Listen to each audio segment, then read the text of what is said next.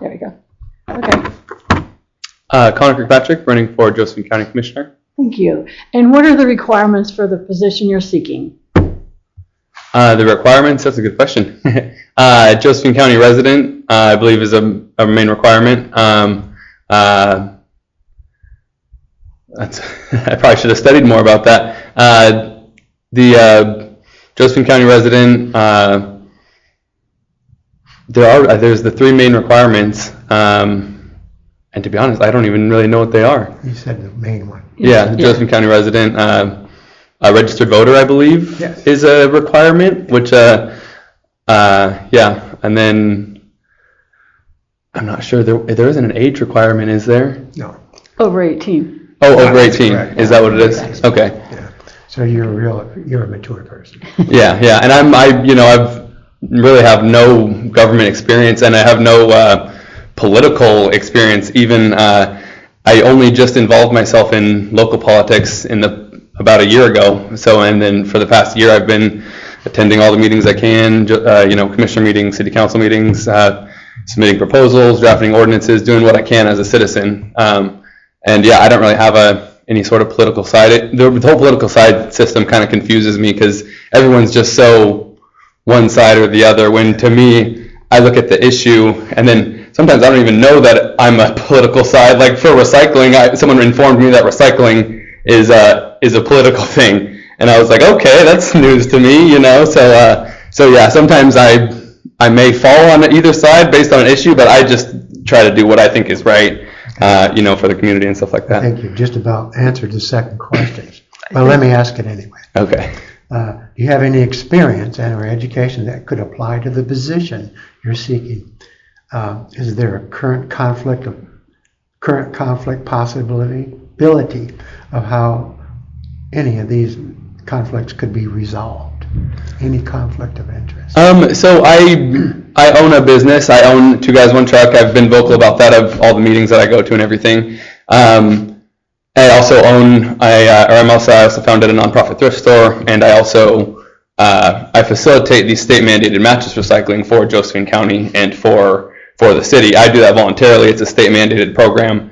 I'm not sure if that necessarily would be a conflict, but if there's something that came up with those issues, I would obviously state those, which I've been pretty open about my businesses and my affiliations and stuff like that.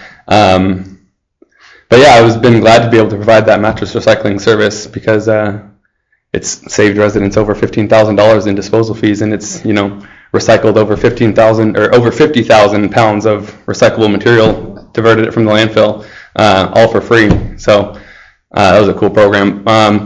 So yeah, I'm out there in the community doing things. So there would potentially be conflicts. I actually just secured two properties in the county. I'm working on some transitional housing projects. So if there was ever a land use application that I had submitted, obviously I wouldn't be voting on anything like that because I have a clear conflict. So yeah, I'm doing things in the community. So there may be conflicts that come up because yeah, I'm working on the site plan right now and going to be working on having to submit a land use application, go through all that process eventually this year, probably before the election even happens. I think that kind of segues right into the next question. Well, yeah. The next question is, what do you believe are the most relevant issues currently facing Josephine County, and what would be your 6-month plan to tackle those issues?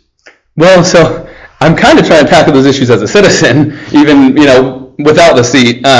So that's why I said I secured two properties in the county. My goal, my plan is workforce development, sober living, transitional housing. So community garden, tiny homes, and then the idea is people that are transitioning out of, because the new Parker's Place shelter is opening up in June. And then when that happens, the anti-camping ordinance in the city is going to be able to be enforced. So that's going to drive illegal campers to the county. So we need to get ahead of that and see we need transitional housing in place ASAP because there's going to be 150 beds. And what about when those are full? And those people need to be cycling out. So when there's people in there that, they're out of job, they're 30 days clean now go to the transitional housing. Now you're working on a community garden, you have your job, you have your own space instead of sharing a room. So kind of the main three things I think are workforce development. A lot of people see the homeless crisis and see a big problem. To me, I see a big opportunity. There's people there that need opportunity. And then also on the homeless thing, there's kind of the housing first or treatment first. In my head, I think we need opportunity first. You know, you don't need to give them a house necessarily. You don't need to force them into treatment, but maybe give them a chance, you know. Give them some work, give them an opportunity to, I was actually just talking to an unhoused gentleman. He said he was kicked out of one of the transitional housing because he's not allowed to hear voices, is what he told me. And that's just kind of, could you imagine that? Like he's being told you're not allowed to hear the voices that you can't control? It just kind of need more education on mental health too is a big thing. That segues into the next question. How would you interact with other elected officials to achieve positive results, even if you disagree with their positions? Yeah, and so just with my past year, anytime I go to meetings, I have ideas and I give them to the board. For example, even with this current board, I may not exactly agree with everything that they're doing, but like with the animal shelter, I went to the meeting and I proposed a partnership with the jail, maybe like a jail cat program where the jail can help, the inmates can rehabilitate the hard to adopt animals, and these programs work across the country, and they help reduce inmate violence, and it takes hard to adopt animals off of the shelter. So I just, when I watch meetings, I come up with ideas and I go and I share them with the board. Another one, they're talking about the Dimmick property needing a place. I have a property that they should look into, 125 Manzanita. It's set up for offices. It's 16,000 square feet. It's a little short for what they need, but I think they can make that work. They need the space for the public health and community development, whatever I think 3 departments. They said they need 20,000 square feet, but I think they could fit it in 16,000 square feet. And that building's available and it's a prime location. I think they should look into that. Also with the Kirby rate increase, I suggested that instead of subsidizing all SOS customers across the county, like residents in Wolf Creek, who will never use the Kirby transfer station, they're paying a subsidy on their bill when they're 10 miles from the Glendale transfer station. So they're never going to go see that. They're never going to use that facility, but they're paying for it on their bill. I suggested that instead of that, we use the environmental program fee, which is solid waste agency funds that SOS and Republic pay into a fund, and it's for environmental programs. So if the thought is, if the dump's going to close, we need to subsidize it, otherwise we're going to have environmental disaster. That should really be subsidized by that environmental program fee, not the ratepayers. So I just, so regardless of if I agree or not, I'll provide my suggestions, even as a citizen. And I think disagreement is good, because it can lead to, as long as both parties are willing to hear the other side, the disagreement can be good because it can ultimately lead to mutual resolution, I feel like. All right. So, how will you learn what is important to the citizens of Josephine County, and how will you communicate with them? Conversely, how do you prefer them to contact you? Well, and one of the things about that is, I think, the public comment at the meetings is great, and it's great that you can schedule and you go meet with the commissioners and everything.